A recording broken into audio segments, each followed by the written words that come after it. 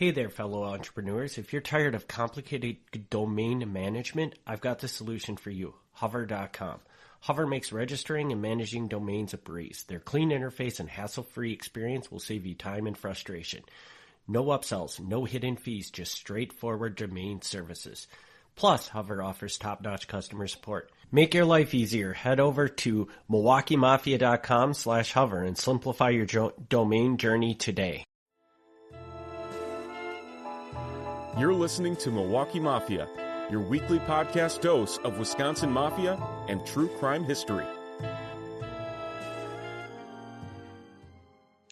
Hey everybody, and welcome back to another episode. I'm Eric Walterkins. I'm Gavin Schmidt. And today we're back with another story of the Mafia. Take her away, Gavin. All right, so up to this point, we haven't really talked about a lot of murder, I don't think.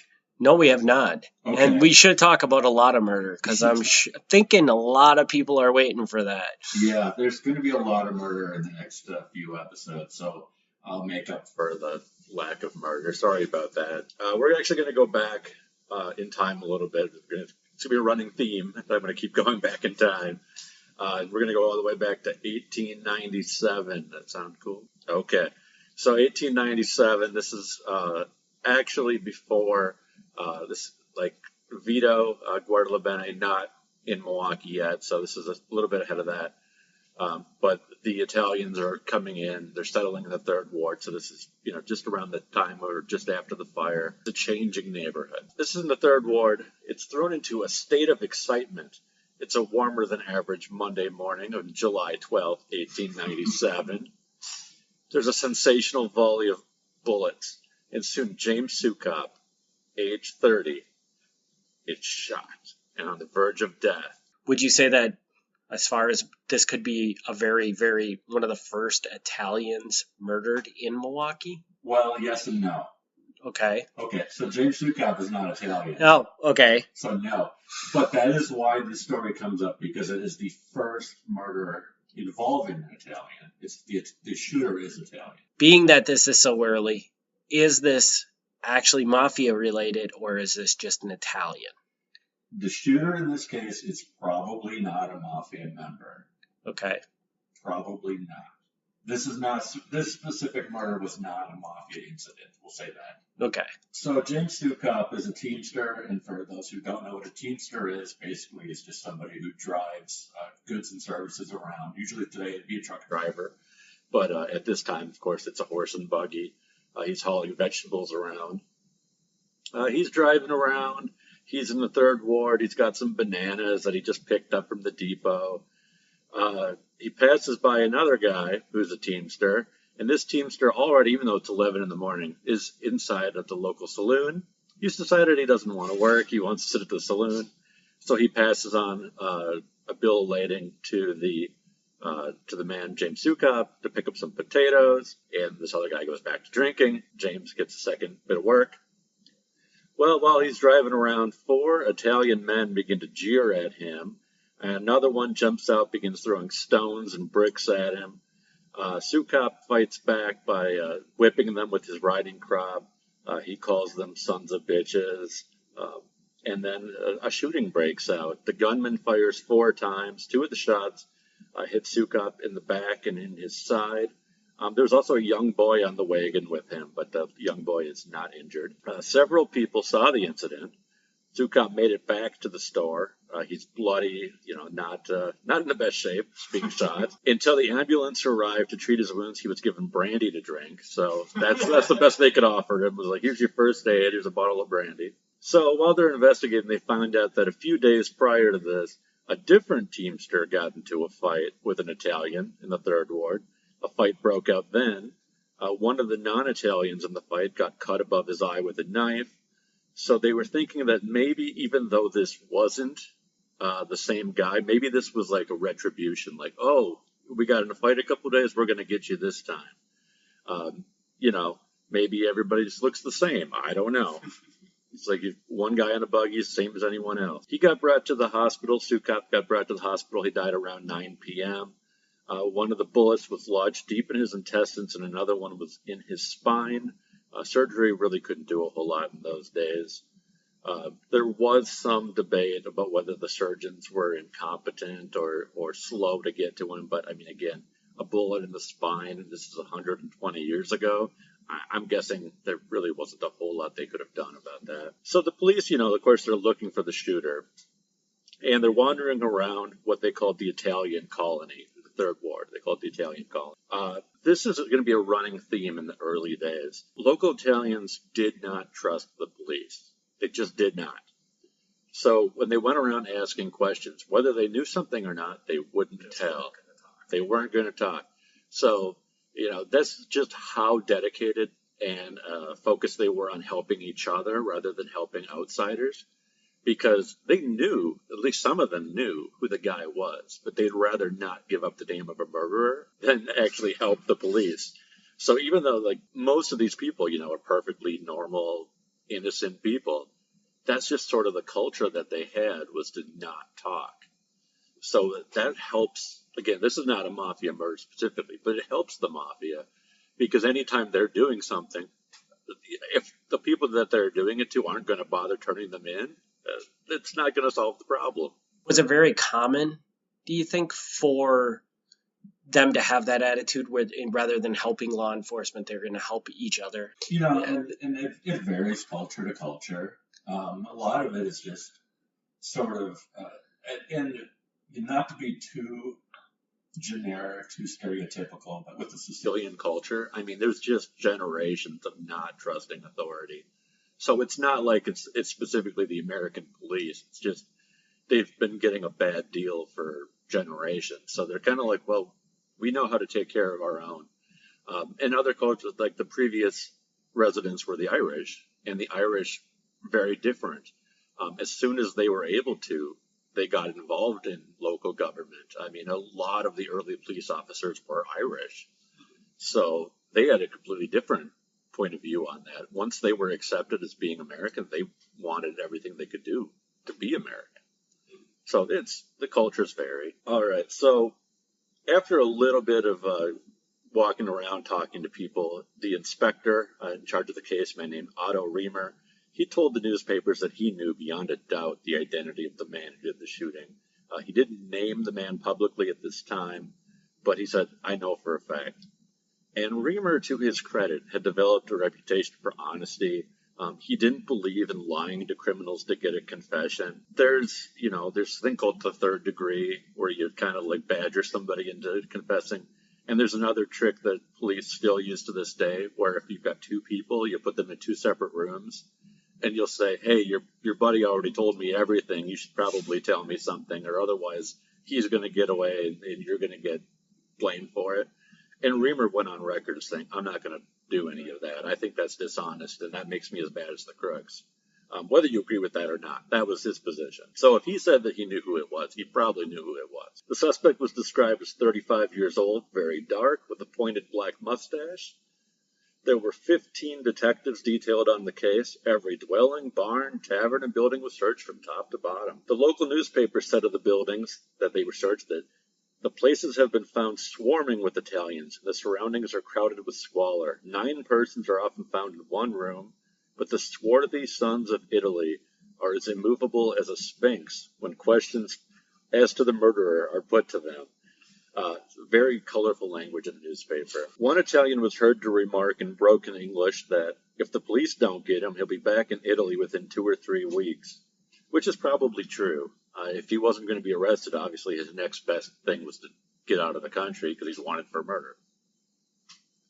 The murder caused distrust of Italians. It sort of did not make the Americans trust Italians. Even though this was just one bad guy, you automatically set an example for your people when you're the new people in town. But even the other Italians didn't like it because there was already this divide between the northern Italians and the Sicilians. Like most of us, a Sicilian is an Italian. But originally, they didn't think of themselves that way. The Italians on the mainland were like, "Oh, Sicilians are the worst." So one Italian businessman said the Sicilians were Dagos. They were not real Italians. He said, "I'm not ashamed of my native land, but I must confess that I'm not proud of the people in this country who are supposed by most people to be representatives of Italy. These people are not genuine sons of Italy. Sicilians have never become loyal subjects of Italy. They were born of a race of cutthroats and brigands who thrive only on crime and live in a condition of squalor and degradation. Brigandage still prevails to a large extent on the island, especially under that large-scale organization known as the Mafia. Petty thieving on the island of Sicily is as common as the dogs in the streets. The Sicilians in the city are a dangerous people. They are treacherous and vindictive. This guy was very strong in his opinion. Was Sicily a place of high crime or anything like that? Or was it, you know what, there was just as much going on, probably more going on the mainland because there were so many more people there in Italy? Or I don't want to, again, I don't want to stereotype and have somebody mad at me. But generally speaking, the southern part of Italy, which is both Sicily and the very bottom of the mainland, they were traditionally very poor. In fact, today they're still rather poor.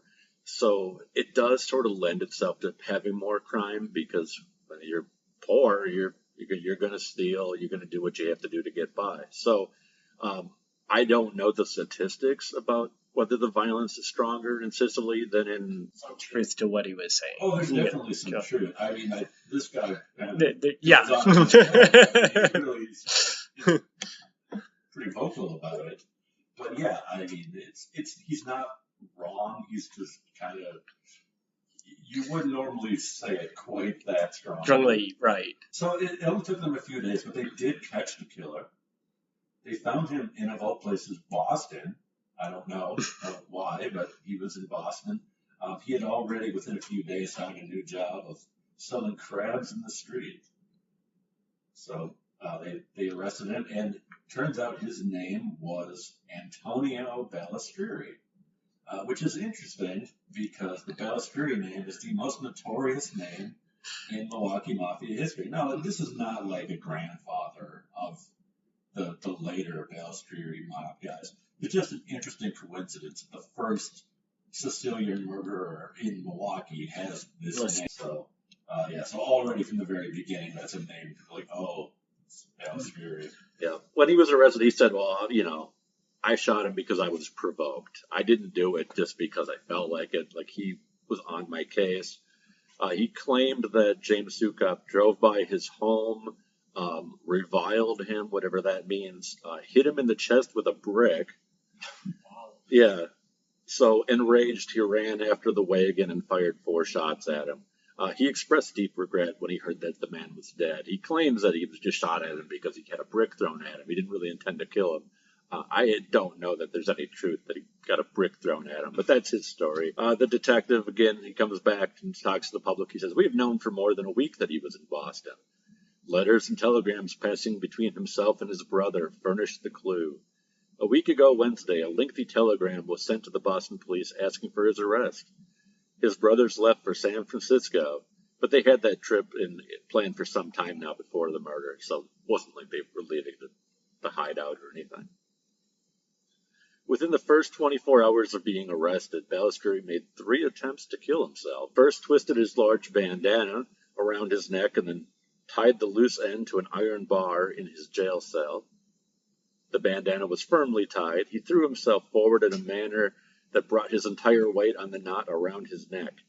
It knocked him unconscious but did not kill him.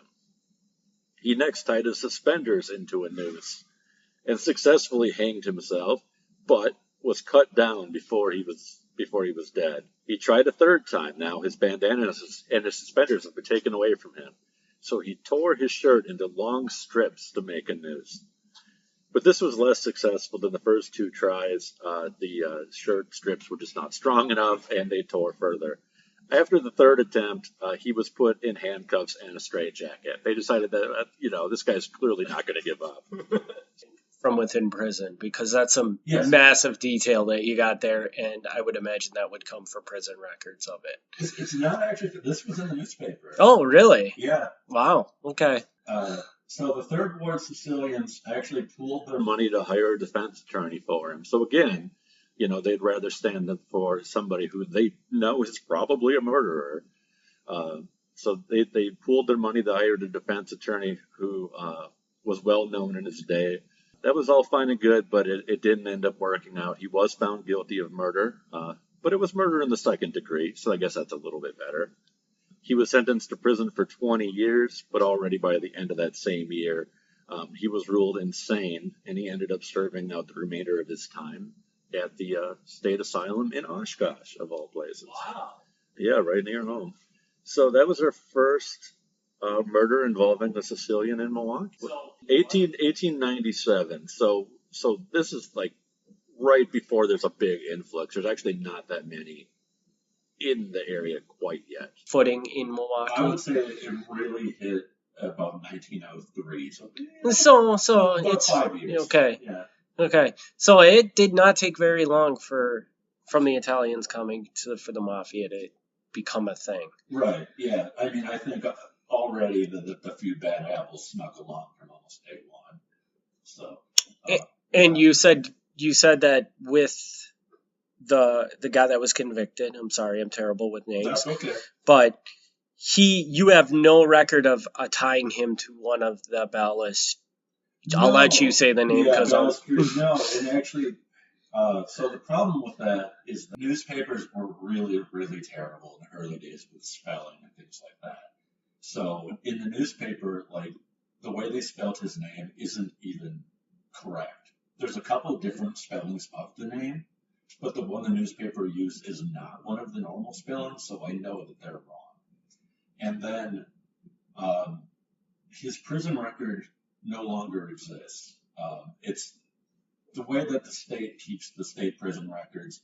They sort of randomly keep some and they trash others.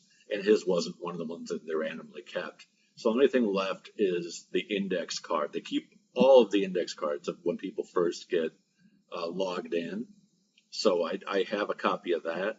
But even there, I mean, the spelling is like the best guess of, the guy doing the check-in.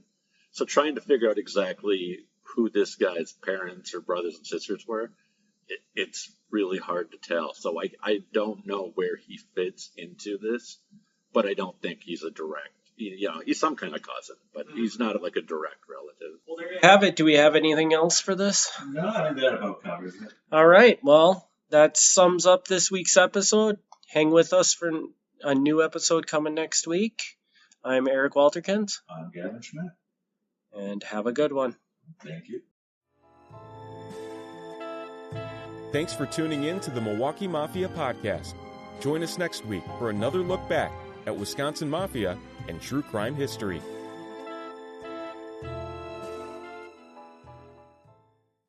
Hey Amazon selling enthusiast, it's Eric here. And if you're tired of the inventory management struggle, I've got a game changer for you. InventoryLab.com.